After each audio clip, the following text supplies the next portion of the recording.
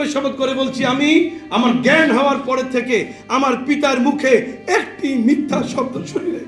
তার মানে হলো তিনি কোনো ছলনামূলক আচরণ কোন একজন মানুষের সঙ্গে করেন। বাংলাদেশের ইতিহাসের এক বিতর্কিত অধ্যায় যুদ্ধাপরাধ মামলা, আর সেই অধ্যায়ের কেন্দ্রে থাকবেন আল্লামা দেলোয়ার হোসেন সাঈদী। আজও তার জীবন, কর্ম এবং রাজনৈতিক উদ্দেশ্য প্রণোদিত মামলায় বিচার নিয়ে চলছে নানা আলোচনা।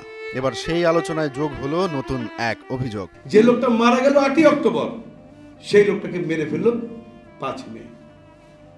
তাহলে এটা টোটাল একটা নাটক। জাতীয় প্রেস ক্লাবে 14ই ডিসেম্বর আয়োজিত এক প্রকাশনা উৎসব ও আলোচনা সভায় সাঈদী ফাউন্ডেশনের vice chairman president Masud Saidi সরাসরি এমন অভিযোগ তুলেছেন। তিনি ভারতীয় আগ্রাসনের বিরুদ্ধে বিরচিত ভূমিকা রাখার কারণেই দেলোয়ার হোসেন সাঈদীকে হত্যা করা হয়েছে বলে মন্তব্য করেন এবং এজন্য দায়ী করেন সাবেক কর্তৃত্ববাদী সরকারের প্রধান শেখ হাসিনাকে।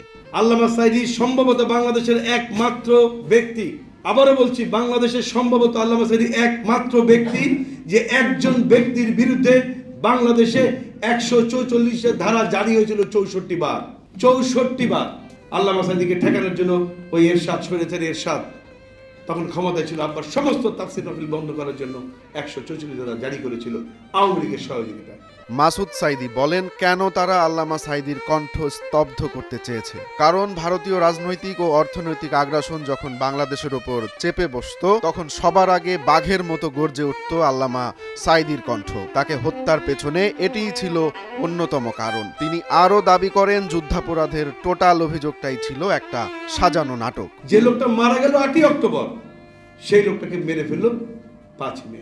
তাহলে এটা টোটাল একটা নাটক। শুধু তাই নয়, আমরা ওই যে মামলাটা সে দায়ের করেছিল মমতাজ বেগম, সেই মামলার সার্টিফাইড কপি আমরা এই ট্রাইব্যুনালে সাবমিট করেছিলাম। মাসুদ সাঈদী আরও বলেন, 2010 সালের 29শে জুন ধর্মীয় অনুভূতিতে আঘাত হানার মামলায় গ্রেফতার করা হলেও পরে তাকে বিচার করা হয় তথাকথিত যুদ্ধাপরাধের মামলায়, অথচ সরকারের হাতে ছিল না কোনো দৃশ্যমান প্রমাণ। তিনি এ গ্রেফতারকে বাংলাদেশ ও মুসলিম উম্মার জন্য বড় রকমের ক্ষতি বলে অভিহিত করেন। তিনি দাবি করেন, আল্লামা সাঈদীর কণ্ঠ চুপ করানোর মাধ্যমে ভারতের রাজনৈতিক ও অর্থনৈতিক আধিপত্যকে টিকে রাখার পরিকল্পনা ছিল শেখ হাসিনার। এমন মন্তব্য ঘিরে ইতোমধ্যেই বিভিন্ন অঙ্গনে শুরু হয়েছে তর্ক বিতর্ক।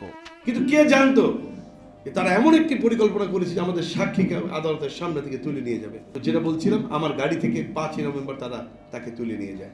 তাহলে প্রশ্ন হলো, 4 তারিখে ওই কুলাঙ্গার বিচারপতি ট্রাইব্যুনালের চেয়ারম্যান নিজামুল হক নাসের, ভারতের দালাল, সে কেন 4 তারিখে সাক্ষ্য গ্রহণ করলো না? কেন আমাদেরকে 5 তারিখে নেওয়া হলো? কেন 5 তারিখে ট্রাইব্যুনালে হাজার হাজার পুলিশ উপস্থিত ছিল? প্রকাশনা উৎসবে আরও বক্তব্য দেন তামিরুল মিল্লাত কামিল মাদ্রাসার সাবেক ভাইস প্রিন্সিপাল মাওলানা মোহাম্মদ শফিক উল্লাহ আল মাদানী। তিনি আল্লামা সাঈদীর জীবন ও কর্ম নিয়ে কথা বলেন। তার মতে, আল্লামা সাঈদীর মতো নেতৃত্ব হারানো বাংলাদেশ ও মুসলিম উম্মার জন্য এক অপূরণীয় ক্ষতি। আমরা শত বৎসরে, যুগে যুগে, শতাব্দীতে এই ধরনের ব্যক্তিরা আল্লাহ তাআলা তার জমিনে একজনকে পাঠান। আমরা জানি না আগামী কয়শো বছরের মধ্যে এই ধরনের একজন আল্লামাকে বাংলাদেশে তাওহীদি জনতা পাবে, আমরা জানি না। সাঈদীকে ঘিরে বহু বিতর্ক, বহু প্রশ্নের পাশাপাশি পক্ষে বিপক্ষে হাজারো যুক্তি রয়েছে। তবে মাসুদ সাঈদীর এমন অভিযোগ যে শুধু রাজনৈতিক ক্ষেত্রেই নয়, বরং আন্তর্জাতিক ক্ষেত্রেও নতুন আলোচনার জন্ম দেবে তা বলাই যায়।